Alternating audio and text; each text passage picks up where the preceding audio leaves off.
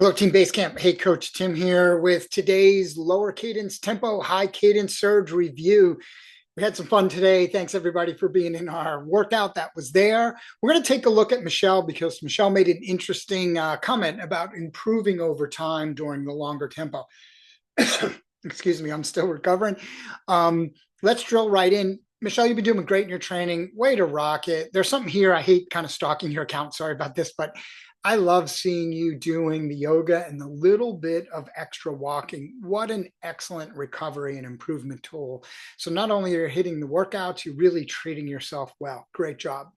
All right, drilling in, we can see this is a pretty good workout. I see 11 medals here. Now it's early in the year, so you're getting your 2025 medals, but still, that gives me insight that it went pretty well. Click in, time was right. TSS was 2 extra TSS points. You went a tiny bit longer. Perfect. We know it's going to be great. Let's dive into the analysis. Okay, now we're going to talk graph, and I'm going to kind of try to bring some things to life here. In cycle 1, so remember my 3 rules of improvement. I keep saying this, but we're getting into this range where you're seeing a lot of answers flying around and stuff like that. It's this and that's a solution, right? Remember this. The simple things are important. The simple things are hard. It's this simple hard. Like if we can master the simple hard things, that's where magic happens. There is no magic pill. Well, I guess there is magic pills, but they're illegal. Don't do that. But there really is no magic solution like that where, oh, if I could just figure out this one thing, suddenly the clouds will part and I'll be so much stronger. It's really the simple things are important. Those simple things are hard to master. But if you put those together, the simple hard, that's magic. So in cycle 1, we've tackled cadence. And throughout early, particularly in cycle 1, there were some complaints. It was hard. It threw people off. It wasn't just like roiding around in erg mode and letting the computer do all the thinking while you did exactly 82.5 RPMs a minute. Now you're building versatility. We learn to do those things and we're improving upon that. Towards the end of the session or cycle 1, we started doing that out of erg mode where our brains, the ultimate bike computer, I talked about it today, right? I was trying to tip some people off here. This is your ultimate bike computer, not Zwift controlling how you make power and fixing it, because power is how hard you pedal times how fast you pedal. But if you're always in erg mode, that answer, you don't have to think. You're erg mode. The Zwift computer does it. In incline mode, this big computer up here has to do it. You're relearning those patterns. Some people at the end of cycle 1 didn't like that too much. But what I really appreciate, everybody, you trusted us and you tried. You got out of your comfort zones and you tried. And now as we're rolling through cycle 2, cadence changes and things like that become easier. So let's just say that from cycle 1. I'm going to line this workout up and we can see she nailed it right on. You can see she was in incline mode. This is not erg. You can see some of the stochastic, I'm back to using that word, nature of her power. Sometimes a little high, sometimes a little low as she found her gears. But this is great. This is very much more like what real cycling looks like. So I'm going to go ahead. Actually, I'm going to leave it here. I take that back. So after a cycle, 6 weeks of working on cadence, neuromuscular manipulation, this work was done at low cadence for the 4.5-minute sections and high cadence for the surges. Look how perfectly, look how well, and I am going to hide this. I was afraid of that. It makes it hard to see, even with power. But you can see the yellow line. I almost have to hide power. Look how well. In incline mode, Michelle was simply able to transition the RPM up for the high cadence surge and right back down when she was done. It didn't take her 5 minutes to figure it out in between or whatever. I can see here, this is what I like to call control. And I enjoy seeing control. What makes me know it's control? Because that's what we want out of the athlete. You want to control your power. So I'm going to use my little pen here because I like using the pen. Look how well, I'm trying to draw a straight line. That's not too bad.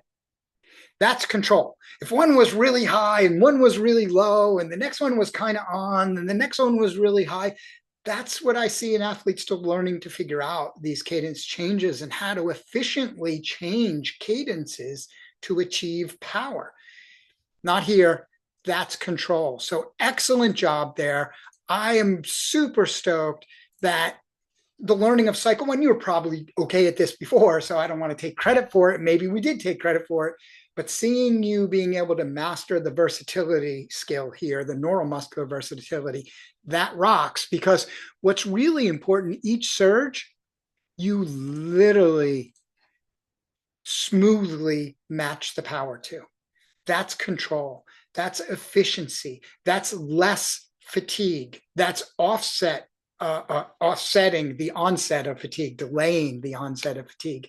That's all the little things in between, not just talking about FTP, but it's showing and demonstrating durability.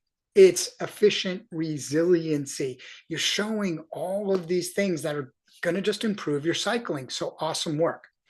Now, go back to this point of these things we're teaching being additive. So cycle one was very much about cadence and neuromuscular manipulation.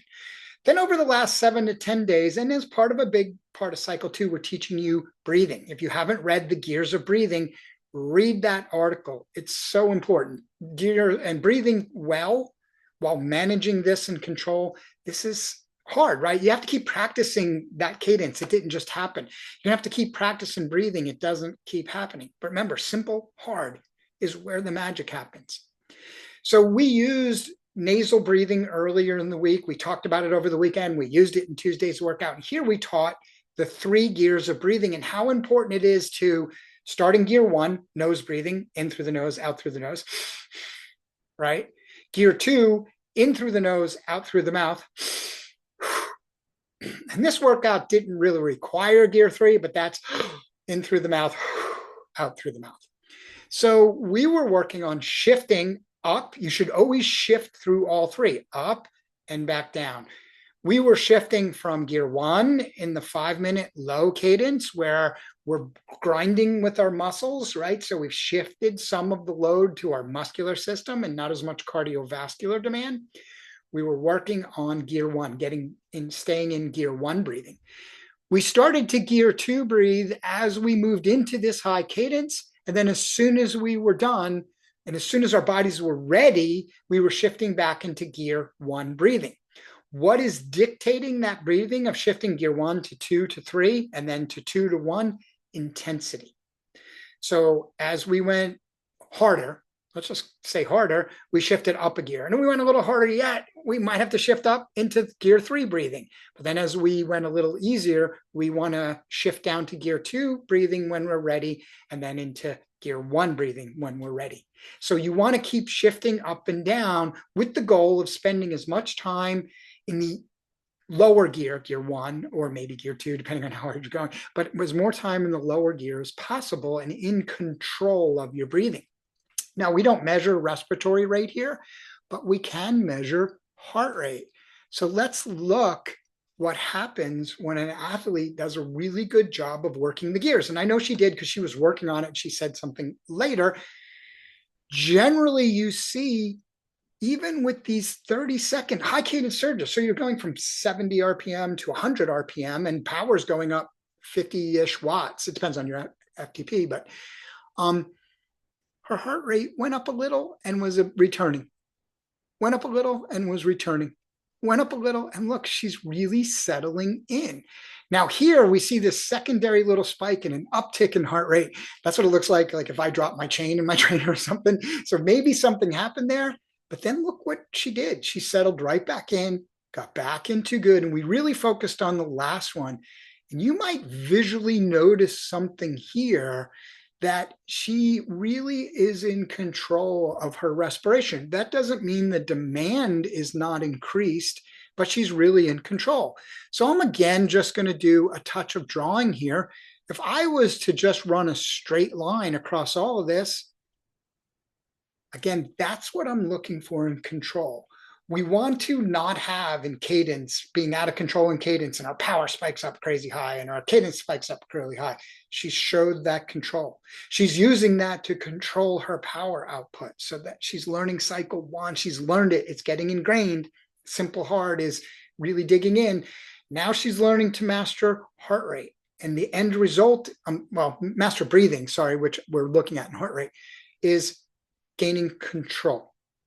And I see this as a powerful workout. She was in control from start to finish. That didn't mean easy, but she was in control of everything.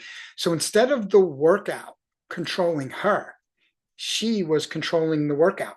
She was in an incline mode, making her power. She was neuromuscularly versatile, able to uptick and downtick her cadence with good control and not going crazy in power.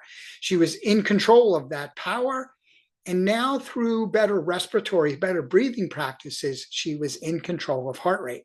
Now let's look at a result. We haven't talked about this one result I want to talk about today, and everybody's going to have a different result. And this can be highly variable if your gym was really hot or something like that. Look here at her power to heart rate for, what was that, 45 minutes of tempo? It's long, yeah, it was 45 minutes of tempo. She was actually 0, slightly negative. That means what power to heart rate is telling us is, and I'm going to grab my pen again, if we took this interval and we cut it in half, just roughly cut it in half, and we said this was part 1 and this was part 2, that means that she had the same power to heart rate relationship in the first half as she did in the second. She had no change to power heart rate. Now, physiologically, that means even at tempo, her heart rate didn't decouple. Now, I'm going to talk a little bit about decoupling over the weekend and get people to begin to understand what that means in the stress-strain relationship. But not decoupling, maybe I should have said what that was first, but not decoupling is good. That shows good aerobic capacity and good aerobic fitness, and eventually it'll show conditioning, but that's something slightly different.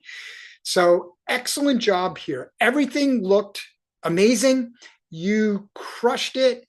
Great work, great positivity during the workout. Way to keep focusing on the simple and hard stuff because magic is starting to happen. Great work, Michelle. Thanks, everybody. Thanks for following.